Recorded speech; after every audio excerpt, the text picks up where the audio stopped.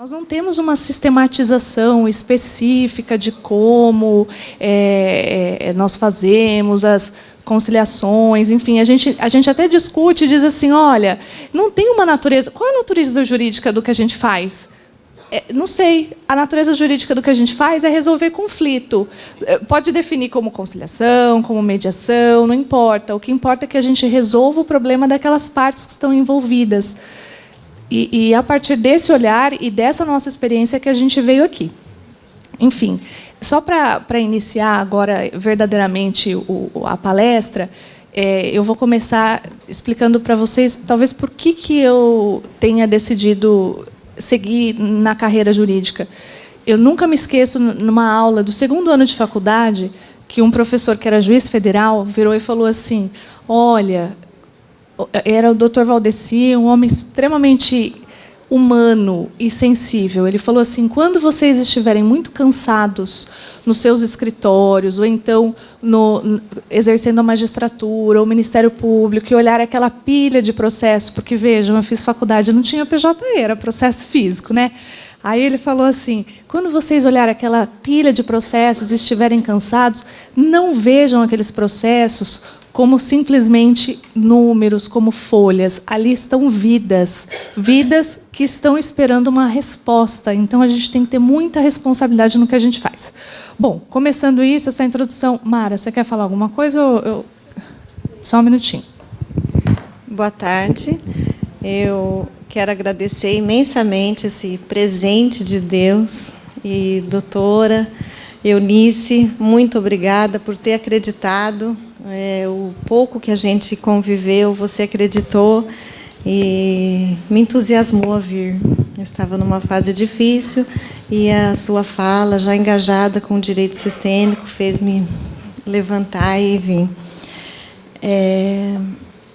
Eu sou meio pano de fundo mesmo, né, do trabalho dos juízes. Então, quando eu conheci a constelação familiar com o Sami também, em 2014, a gente fez um evento, participou de um workshop, ele estava começando lá na Bahia, e eu me empolguei muito pelo tema. E quando a gente começa a trabalhar com constelação, a gente primeiro desconstrói o eu, né? A gente começa a ver muita coisa na vida, né, da gente, que a gente faz uma mudança aí para eu conseguir abrir um campo em uma mesa de conciliação. E doutora Bruna, hoje ela se considera sistêmica, para mim é um orgulho, porque eu que venho nessa empreitada, e é a jovem que chega e já arrojada fazer uma palestra sobre direito sistêmico, que ela sente que o que a gente faz ali é por amor. E quando ela sente que uma lead familiar ou uma pequena empresa, que ela sente que possa ter um resultado diferente, ela passa para uma segunda mesa, que é uma mesa redonda, e eu entro. Sem processo, sem julgamento, só sentindo as partes. E é um sucesso, porque a gente tem alcançado muitos acordos, e depois eu vou voltar a falar um pouquinho, assim, especificamente, como é isso, certo? Como é que passa, gente? Sou eu que movimento, será? Os slides? Porque... Tá. Então, assim, todo mundo se pergunta, né? Como fazer... muito obrigada, Túlio. Como fazer funcionar uma visão sistêmica na área trabalhista? O que a gente tem que entender é que, primeiramente, o trabalho ele tem um papel na vida humana, e o nosso material é humano. Existem processos, mas atrás dele existem vidas, como eu expliquei lá, que o meu professor do 2º ano da faculdade explicou. Então, assim, o trabalho ele é o responsável pela construção da narrativa de vidas daquelas pessoas. E aí acho que é nesse sentido que ela vem com toda uma estrutura por detrás. Ela dedicou a vida dela, o tempo dela. O trabalho acaba sendo o lugar em que ela passa grande parte da vida dela. Então, é como se ela estivesse numa família, só que no âmbito do trabalho. Acaba sendo assim. Tá? E esse convívio de pessoas acaba potencializando lides e relações jurídicas, porque um fala um bom dia, enfim, são milhares de acontecimentos que se dão nesse bojo aí da relação deles, que podem trazer litígios que depois vão desaguar na Justiça do Trabalho quando eles não são bem resolvidos. E aí vem para a gente tentar resolver o que é. Claro, as pessoas têm diversos laços que elas vão desenvolvendo ao longo do trabalho. E aí, qual que é o nosso papel? É tentar humanizar esse processo. Não adianta eu chegar e olhar e falar, nossa, nós temos mais tantos processos, a nossa distribuição é enorme, sem olhar que por trás dele existem vidas. A gente precisa entender que eles envolvem vidas, expectativas das partes, dos advogados. É uma série de expectativas que estão ali.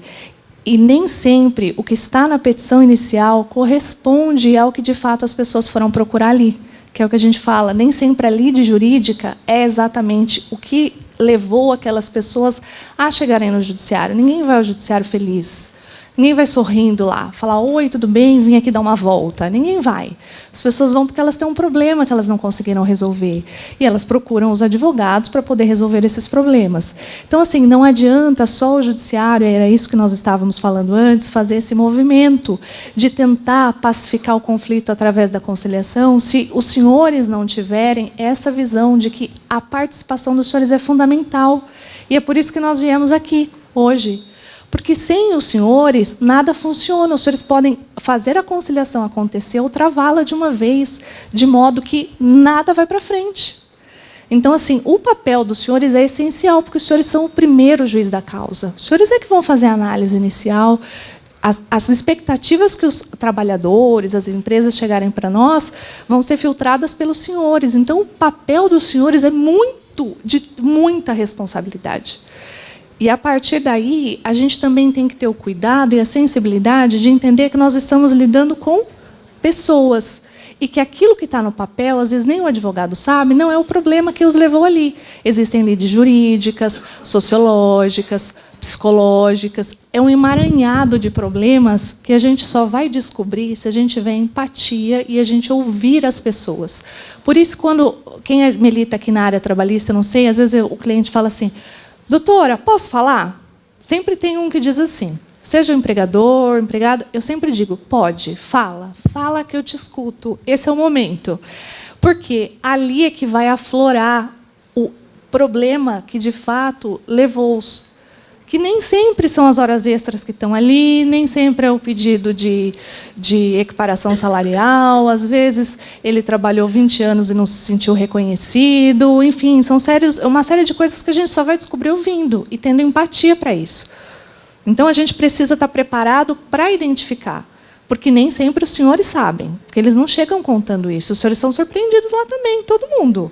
Então, a gente tem que deixar a coisa acontecer. Quando o palestrante anterior falou sentir, é isso mesmo, a gente tem que sentir ali. E não é uma coisa de alguém está encarnando que a gente vai sentir. Não, a gente vai sentir o conflito. É a sensibilidade de entender o que está por trás dali. E a gente tem que promover o dia na corte, que é o que a gente fala, olha, aquela pessoa que está indo ao judiciário, ela tem que se sentir olhada, ela tem que se sentir escutada. O problema dela está ali. Eu sou um representante do Poder Judiciário. Eu estou ali para escutá-la. Não adianta nada eu virar lá e falar, tem proposta de acordo? Não tem nem olho na cara das pessoas, estou aqui. Não resolve, gente. Esse tipo de forma de solucionar conflito já passou e muito. Mara, não estou deixando você falar, né? Vou falar mais um pouquinho, já deixo a Mara. Aí, qual que é o melhor método de resolver o conflito na Justiça do Trabalho? Depende. Não existe uma fórmula matemática. A ciência jurídica, ela não é exata. Tem casos que realmente só a sentença pode resolver. A gente tenta, e aí a gente vê e fala assim, bom, aqui é só a sentença. Mas é a minoria, porque a maioria pode ser solucionado a partir do quê? A partir do próprio empenho das partes, dos patronos, do mediador, do juiz, seja lá quem estiver fazendo essa audiência, para que eles cheguem a um denominador comum. É até estranho dizer isso, e às vezes eu me pergunto, porque quando eu passei na magistratura, eu fui fazer as 10 primeiras audiências da escola judicial, eu fiz 10 acordos. fiquei em crise. Falei, gente, como assim? Eu estudei tanto. As pessoas descumprem tudo, elas chegam aqui, elas fazem um acordo, discriminam as parcelas como de natureza indenizatória, e é isso. Falei, será que é isso? Fiquei em crise.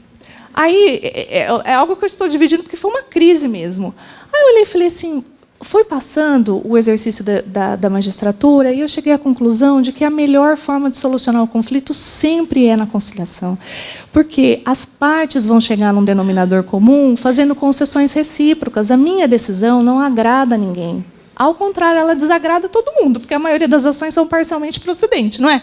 Se for levantar na estatística, então, assim, eu vou desagradar sempre alguém. E eu nem tenho a intenção de agradar alguém, porque eu não estou lá para isso. Eu estou para julgar o processo de forma isenta, que a lide que me aparece. Mas a minha solução, ela não vai ser rápida também, gente, porque eu vou prolatar a sentença, aí as partes vão recorrer, daí vai baixar todos os recursos possíveis, transitou e julgado.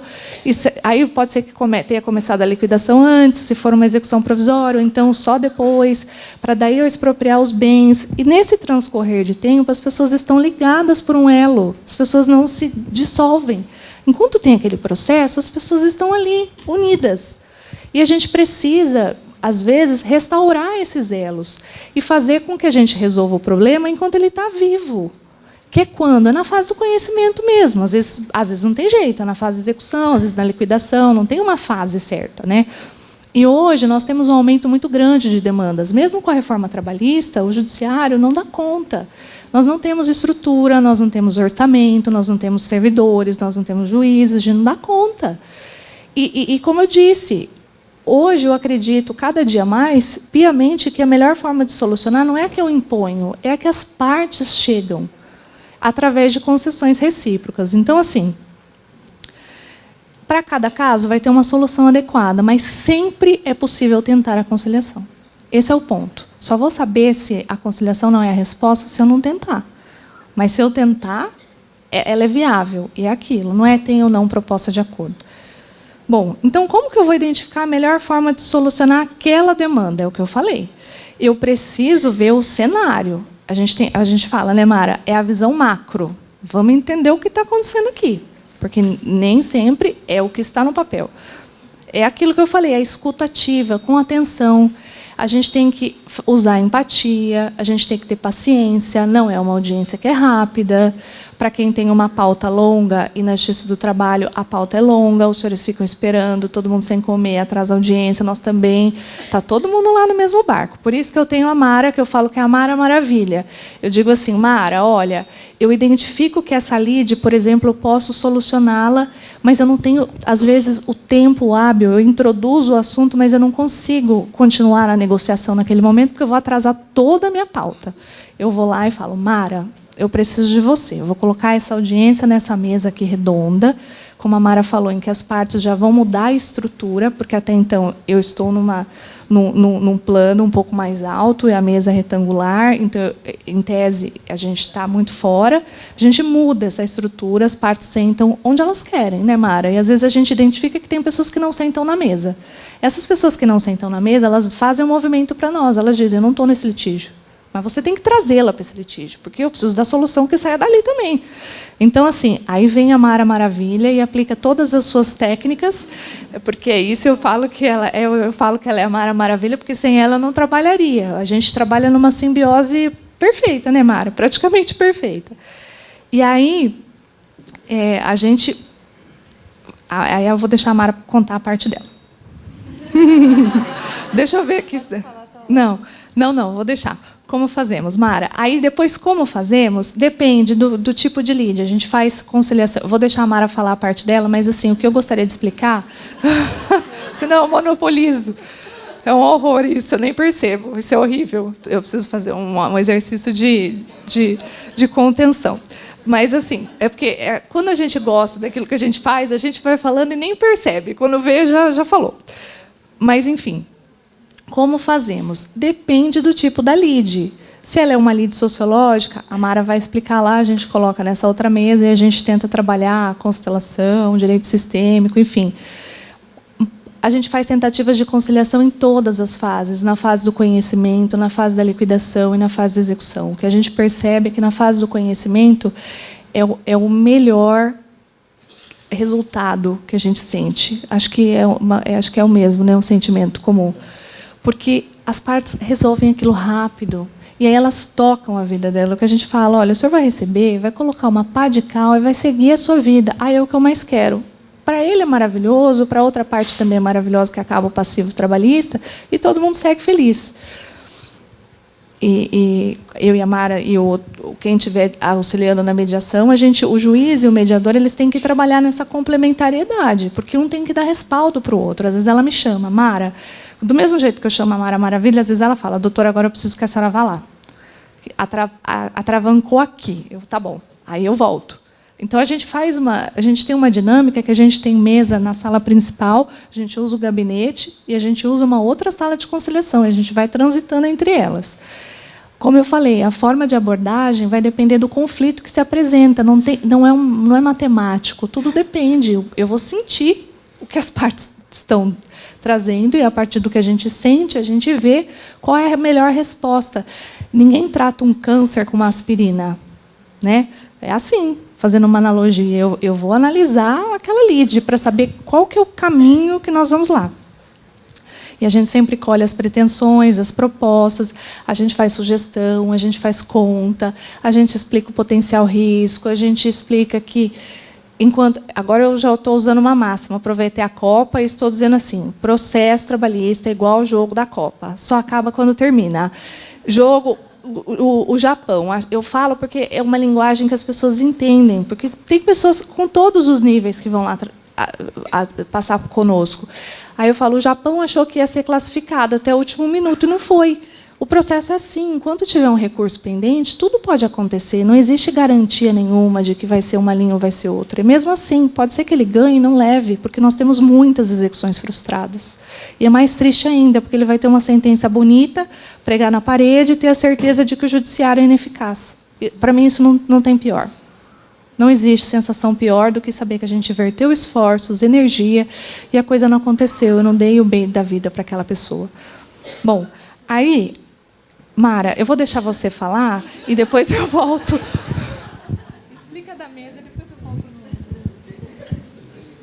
Então, para mim, é a parte mais prática mesmo, porque eu não julgo, então eu tenho que olhar para as partes e ver o que eles querem trazer, o que eles vieram buscar no judiciário. E existem assim, casos que a gente relatou, nós até trouxemos, acho que não vai dar para falar de todos os casos, mas assim, há exemplo para a gente ver onde é que a gente chega numa conciliação, quando usando um pouco da bagagem sistêmica. Uma ação de menor, tem o vídeo gravado nós pegamos cada caso, a gente lembrou do advogado e eles deram depoimentos lindos, então a gente fala, meu Deus, como é lindo esse trabalho, porque os advogados enviaram as mensagens falando, olha, a segunda vara, acontece tudo, e aí cada um lembrava de um caso, então assim, é muito lindo, porque o feedback vem mesmo, e as estatísticas também, né? Porque os nossos índices são mais baixos. E a motivação dos servidores, quando ele vê o diretor levantando a bunda da cadeira, ir lá humanizar aquele processo, porque o processo ele recebe um nome. Ele não é mais só um processo, é o processo do fulano e que nós vamos resolver todo mundo junto. A gente envolve os servidores. E é muito mais... Nos chamaram agora para fazer uma entrevista lá no TRT, e eu disse que é muito mais prazeroso, existe uma catarse em você entregar uma guia diretamente para a parte, você vê o sorriso dela em receber aquele alvará, até você tem que ficar fazendo e não sabe nem para que você está entregando. É uma sensação de enxugar gelo mesmo.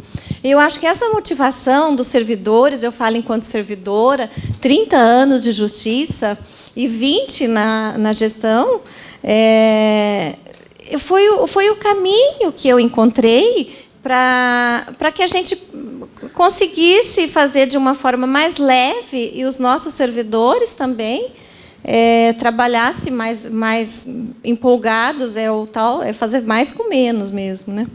E a gente tem assim uma série de casos que demandariam assim anos de tramitação, e você chama numa mesa ao lado, você conversa com a mãe do menor, e do outro lado é um sitiante, um sítio pequeno, era um vínculo, porque ele trabalhava numa fábrica de queijo, e essa instrução estava até 7 horas, e não acabava nunca. Doutora, coloca numa sala de conciliação para a semana que vem, para sexta-feira, faça alguma diligência.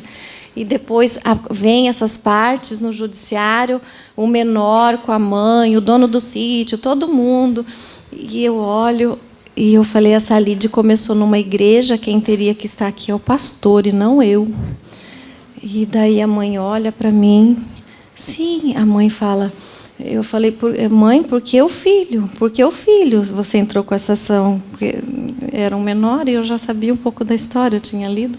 E a mãe disse, quando meu marido morreu, ela pegou o meu dinheiro de INSS e não me devolveu. Então, aí você já fechou o acordo, que é o 11 mil reais, ela disse, eu atualizei na hora, e a gente fez um acordo de 39 mil. E é uma ação que seria 500 mil, e até hoje estaria lá tirando o sítio, tirando os bens.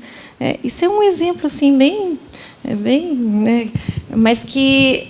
é relevante, porque quando você olha no conhecimento, você evita várias execuções. E lá na execução também, quando a gente expropria um bem do executado, a gente chama aquele executado, quando é o último bem dele, a gente chama aquele sócio que nem advogado tem mais para se defender, e ele vem bravo, porque o meu bem valia 5 milhões, a justiça vendeu por 2.500, mas nós vamos pagar todas as dívidas. Eu pego todos os processos de todas as varas, e ele participa da entrega desse dinheiro para cada empregado. É lindo ver isso. É lindo quando um sócio não tem mais nada, não tem um advogado para se defender, ele vem no judiciário e ele entrega, eles vão se chamando pelos nomes, ele vai entregando, dando dinheiro. É claro que o reclamante não recebe mais 200 mil, mas recebe 20, recebe 30, recebe o proporcional à venda que nós fizemos. E a gente liquida o processo. É mais ou menos nessa linha. Então, quando a gente trabalha é isso mesmo. Quando a gente trabalha no conhecimento e na execução, a gente tenta trabalhar por empresa. Por quê? Quanto mais a gente puder fazer com menos, porque a gente não tem estrutura, para nós é melhor. E não adianta, todos os trabalhadores trabalharam iguais. Imaginem vocês, eles são 100 trabalhadores. Eu vendi o único bem dessa empresa. Eu vou pagar quem? Vou pagar só os 5, que são os mais antigos? Vou deixar 95 que verteram seus esforços, a energia de trabalho está empreendida ali, eu não vou pagar e vou deixar chupando o dedo, literalmente, falar, não vai receber nada? Não, a gente não tem coragem de fazer isso. A gente vende o bem, a gente põe todos na pauta mesmo, como a Mara falou, e a gente vai pagando todo mundo. Isso na execução. Então, a gente paga a dívida toda. Se o bem era como se tivesse vendido pela avaliação de 5 milhões, porque se a dívida dele era 5 milhões e a gente vendeu por 2,5, quitou todos os processos, é como se a gente tivesse vendido por 5. E a gente tenta fazer esse trabalho por empresa na fase do conhecimento também, porque a gente percebeu que a gente consegue assim, represar uma série de ações que poderiam passar de fases. Como? A gente vê lá que uma empresa começou a ter muita ação, a gente identifica, já vê já na triagem, já vê pela tutela antecipada, aconteceu alguma coisa com essa empresa. Ela era boa, não tinha problema, agora tem uma chuva de ação, provavelmente, geralmente é terceirizada que perde o posto de trabalho. O que a gente faz? Corre, porque a gente fala, corre mesmo. Quem é o tomador dessa terceirizada? Mara, vamos fazer o arresto do faturamento no tomador. Faz arresto, a gente já determina o arresto, vai ao oficial de justiça, a gente já consegue que esse dinheiro que seria pago do faturamento para o empregador seja depositado no judiciário. Chegando esse dinheiro no judiciário, a gente vê todos os processos que nós temos. Nós também colocamos em pautas de conciliação e a gente paga todo mundo. Normalmente é verba rescisória, que as pessoas estão precisando receber, porque elas já perderam o emprego, enfim. E aí a gente consegue resolver muita coisa, assim, muita. Os processos, imagina, um monte de sentença, de verba rescisória, aí vai para a liquidação, se não tem, ele provavelmente não vai ter dinheiro para fazer o depósito recursal, mas mesmo assim, encurta um pouco o caminho, mas a gente consegue, com aquele faturamento, pagar todo mundo.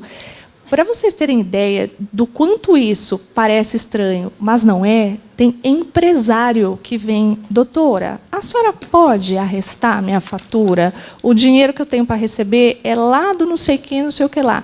Por quê? Porque esse Polícia Federal, sei lá, é de qualquer lugar que seja de um tomador. Por quê? Esse dinheiro, em tese, seria depositado na conta bancária dele, que está negativada. Ele perde o dinheiro, ele não paga ninguém, ele paga o banco, que não é quem tem preferência no crédito.